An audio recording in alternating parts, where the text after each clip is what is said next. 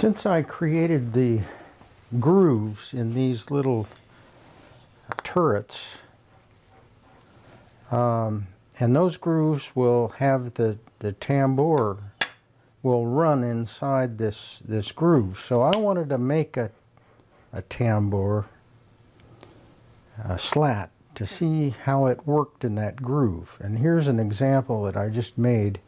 It's 3/16 by 3/16. And then on the very ends is a little rabbet 3/32 by 3/32. And then the top surface, the top of the slat, is rounded over. I just used a scraper blade to get that round over 3/16 diameter or radius on that top surface. And when I put this in the groove, there's plenty of slop in there, and it moves fine. So I think this is that groove 1/8 by 1/8, and this is 3/32. So there's a 30-second difference there that gives a little bit of slop, and that's going to run okay in that groove. Now, to create these slats, there will be about 50 of them, and I've got this little fixture here that I can use a hand plane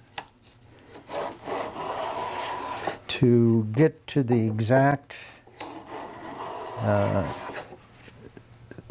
thickness on these slats. So I can rotate it over 90 degrees, and because the way this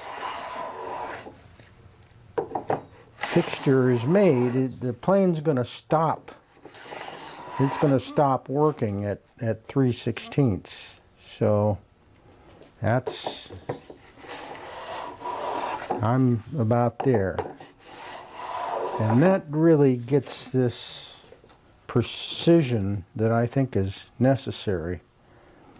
That width is still a little bit fat, but this contraption works because the blade is not as wide as the bed of the plane. So part of this distance here is not getting planed at all, and maintains that depth of cut.